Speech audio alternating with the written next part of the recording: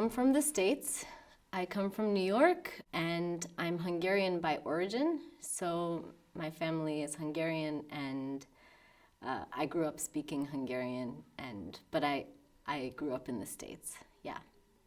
I grew up in a non-musician family, but my parents loved music and really valued me studying piano especially. My mother originally signed me up for piano lessons when I was about 4 years old because she already thought that I would not be very good at math, and she read in many places that if a child studies music, they develop their mathematical skills.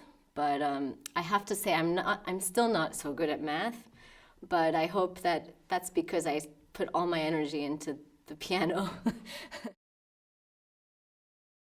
My aim and goal as a musician is to help people reconnect with themselves and with nature, actually, and to bring across the intentions and the world and the psychology and the story of whatever piece the composer was writing at the time, and to make that relevant to the current moment that I'm playing it in.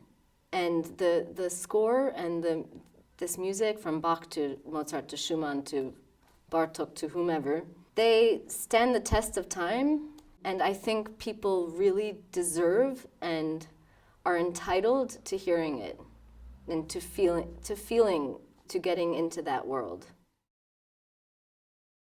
So I had known Mr. Schiff already from a few festivals, and he had always been very generous with me and very supportive. I knew he had started teaching at the Barenboim Said Academy, and it was a relatively unknown program, which I was happy about because I felt I had a chance.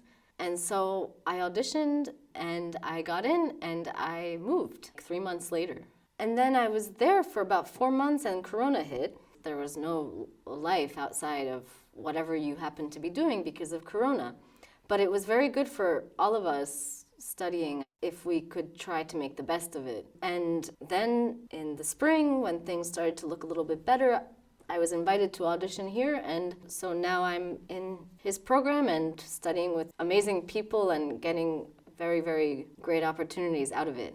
These facilities are really great. I mean, the pianos are great. Sometimes everything is so quiet that you feel it's too quiet. I still feel there's quite some life here. People are visiting, many hikers, and I like that the students and the musicians who come here are really here to get into the music and into the process, into rehearsing, into learning a piece, into studying a piece. It's a lot less distracting than many places, so this I really like. It is a person's greatest companion to read someone else.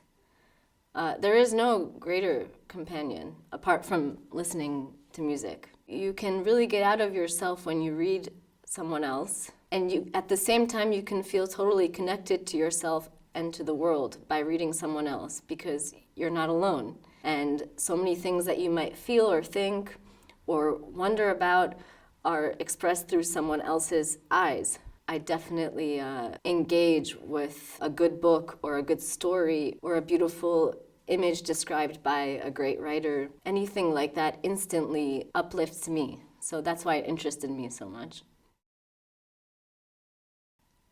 A bird, because I like, if I could fly, I would want to fly, first and foremost. If I'm an animal, then I get to choose. You know, you can swim, or you can walk, or you can fly, and flying's the most fun. And I'm small and quite quick in my movements. While you go through air, it's something humans can never do. And I would love to experience that. And you can see many things while not being on the ground. I would love to be a trapeze artist. Yeah, no, really. Like, I used to do these trapeze classes in New York. I think I have kind of the figure of someone who could have done gymnastics. I would really enjoy flipping and doing cartwheels and things like this when I was young. So maybe I would have pursued a career in gymnastics for about 15 years, then it's done. Yeah. Spontaneous, Curious, funny.